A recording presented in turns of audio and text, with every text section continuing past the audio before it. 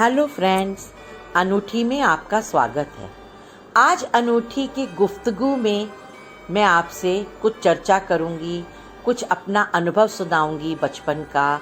इस तरह से गुफ्तगू में कभी कभी मैं आपसे बात करूंगी और आपको कुछ अपने अनुभव सुनाऊंगी, कुछ किस्से कहानियाँ सुनाऊंगी, कुछ चर्चा करेंगे, कुछ बातें करेंगे। आज सबसे पहले मैं आपसे शेयर करना चाहती हूँ अपने बचपन की एक सच्ची घटना।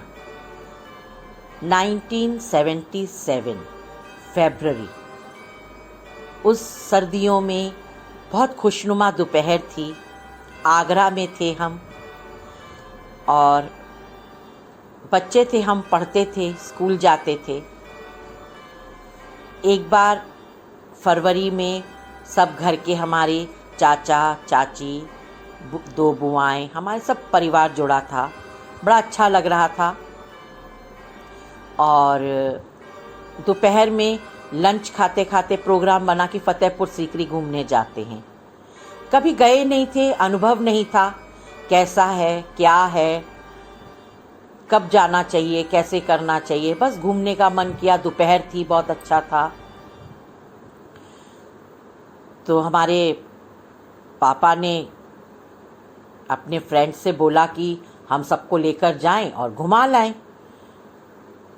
तो पापा हमारे नहीं गए, मेरे चाचा चाची, मेरी माँ, मेरी बहन, दीदी मेरी बुआएं दो और मेरे चाचा चाची जी के बच्चे, तो हम सब ये परिवार फतेहपुर सीकरी के लिए निकला। 2 बज चुके थे जब हम निकले। जब हम फतेहपुर सीकरी पहुँचे तो 3 सवा 3 हो चुके थे दोपहर के। तो अंकल ने बोला, वो फतेहपुर सीकरी के पास ही रहते थे, तो उन्होंने बोला कि लेट हो गए हैं तो जल्दी देख लेते हैं सब कुछ। पर इतना बड़ा फतेहपुर सीकरी देखने में टाइम लगता है, समय लगता है, और सब घूमने में मशगूल थे, संग में थे, परिवार साथ में था। तो हंसी मजाक चुहलबाजी, बच्चे छोटे छोटे सब साथ में थे, भाई बहन, तो सब कुछ चल रहा था। बड़े आनंद में थे हम लोग, बहुत एंजॉय कर रहे थे और खूब हम लोगों ने फतेहपुर सीकरी घूमा, देखा और टाइम का अंदाज ही नहीं रहा कि कब शाम हो गई। शाम को 5 बजे फतेहपुर सीकरी में बंद होने लगता है और वहाँ से निकलने की, बंद होने की चेतावनी दी जाती है। तो एकदम कहने लगे वहाँ के गार्ड्स कि बंद, अब आप लोग निकलिए, चलिए, बंद हो रहा है, अब समय नहीं है घूमने का। पर हमें बाहर आते आते, बुलंद दरवाजे पर आते आते हमें 5 सवा 5 बज गए। 5 सवा 5 बज गए, अंधेरा होने लगा। सर्दियों की शाम थी। दोपहर जितनी खुशनुमा थी, रात उतनी सर्द थी और वहाँ का सुनसान इलाका देखते हुए थोड़ी भयानक भी लग रही थी। अंदर से डर भी लग रहा था। सब लड़कियाँ थीं, अकेले हमारे चाचा और अंकल थे। और जैसे ही हम लोग बुलंद दरवाजे से सीढ़ियाँ उतरते हुए नीचे आए तो हमारी गाड़ी खड़ी हुई थी। वहाँ देखा तो गाड़ी का टायर पंचर था। अब परेशान होने की बारी थी हम सबकी। हम तो बच्चे थे, हम उतना महसूस ही नहीं कर पाए कि परेशानी कितनी बड़ी हो सकती है।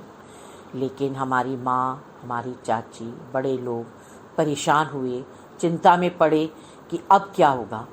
तो अंकल बोले, यहाँ तो कुछ है नहीं, क्योंकि 77 की बात बता रही हूँ, 1977 की। उस टाइम में वहाँ पर उस इलाके में काफ़ी सन्नाटा था, इतनी ऊपर की तरफ आबादी नहीं रहती थी। नीचे फतेहपुर सीकरी के गांव में, कस्बे में लोग रहते थे। लेकिन वहाँ तक जाने के लिए भी पैदल ही जाना था, क्योंकि और कोई साधन ही नहीं था नीचे जाने के लिए। स्टेपनी थी नहीं, स्टेपनी भी पंचर निकली। फिर वो गाड़ी का टायर लेकर मेरे चाचा जी और वो अंकल पैदल ही नीचे ढलान पर होते हुए पास ही कस्बे तक गए कि वहाँ पर जाकर टायर का पंचर जुड़वा लेते हैं। अंधेरा घेर आया था। कब 6:30 बजे, 7 बजे पता ही नहीं चला। और छोटे छोटे बच्चे साथ में शोर कर रहे थे। उनको कार में बैठाकर, शीशे चढ़ा करके उनको बैठाया गया, सेव किया गया। और हम लोग सब कार के पीछे शॉलों में दुबक करके सब हम लड़कियां हमारी माँ और चाची जी के गोदी में घुस करके सब बैठ गए। सबको उन्होंने एक सुरक्षा प्रदान करी। कहते हैं ना कि माँ की गोदी में सबसे ज़्यादा सुरक्षा होती है, बस ऐसा ही समझ लीजिए कि जैसे एक चिड़िया के घोंसले में चिड़िया अपने बच्चों को लेकर घुस जाती है, ऐसे हम लोग घुस कर बैठे थे। शाम बहुत सर्द हो गई थी, अंधेरा घिर आया था। अचानक हमें टापों की आवाज़ आने लगी। झांका, इधर उधर देखा, कुछ भी नहीं था। कुछ भी नहीं था तो ये आवाज़ कहाँ से आ रही थी?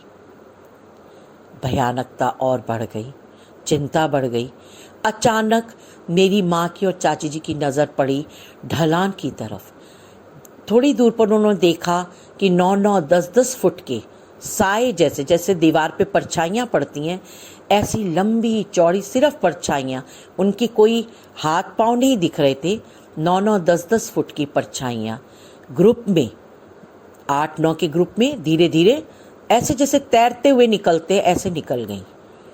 हम लोग के दिमाग में भी नहीं आया कि क्या हो सकता है। अचानक ऐसा लगा डाकू हैं, क्योंकि तब डकैतियाँ पड़ती थी, डाकू होते थे, चिंता होती थी। सन्नाटों में डाकू रात को निकलते थे। अरे डाकू हैं यहाँ पर, सब चुपचाप रहो, क्योंकि भाई घर में स्त्रियाँ, लड़कियाँ सोने की चेन भी पहनती थीं, हाथों में सोने की चूड़ियाँ भी पहनती थीं, कानों में सोने के टॉप्स भी पहनती थी। ऐसा लगता था कि डाकू हैं, लड़कियां साथ में हैं, कहीं अनहोनी ना हो जाए।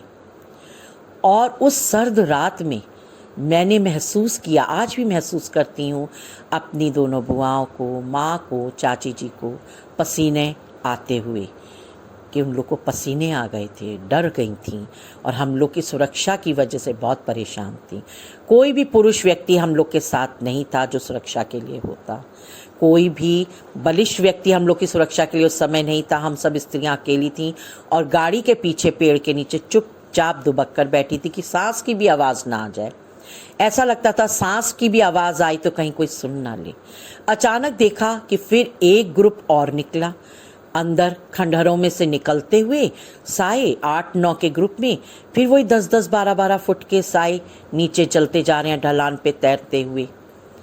समझ नहीं आ रहा था क्या है। ऐसे निकलते रहते थे, निकलते जा रहे थे और हम लोग भय के मारे, घिग्गी बंद गई थी हमारी कि ये तो रुक ही नहीं रहे निकलने।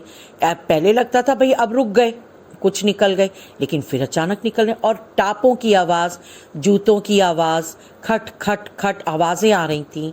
इतनी दूर होने के, वो काफ़ी दूर थे हमसे, ढलान की तरफ, जिधर की तरफ वो लोग टायर पंचर कराने, ठीक कराने जब बस्ती की तरफ जाते हैं, ढलान की तरफ, कभी आप फतेहपुर सीकरी जाएंगे तो आप उस रास्ते को देखेंगे, वहीं से ऊपर बुलंद दरवाजे के लिए मुड़कर रास्ता आता है।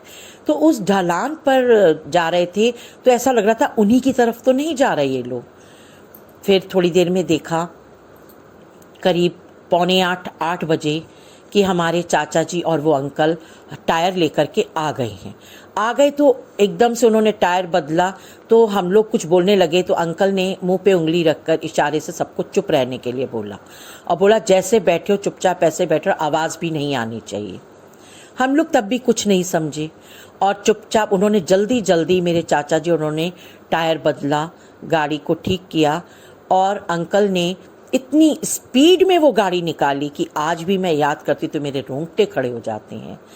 उन्होंने बोला कोई आवाज़ नहीं करना। और जब हम बिल्कुल बाहर आ गए फतेहपुर सीकरी के, जो रोड पे भी मेन गेट है, जहाँ से मेन गेट एंट्री है फतेहपुर सीकरी कस्बे की, उसके भी जब हम बाहर आ गए तो उन्होंने पेट्रोल पंप पे गाड़ी रोकी और हम सबको बोला आप पानी पी लीजिए, अब हम सेफ़ हैं। सेफ़ है तो क्या खतरा था? वो कौन थे? वो क्या था? हम अकेले थे, डर रहे थे, ऐसा क्या होने वाला था? कुछ समझ नहीं आया। फिर अंकल ने, जब पानी हम लोगों ने पिया तो अंकल ने फिर धीरे से बोला हम लोग, शुक्र है भगवान का हम लोग बचकर आ गए। ऐसा क्या हुआ था?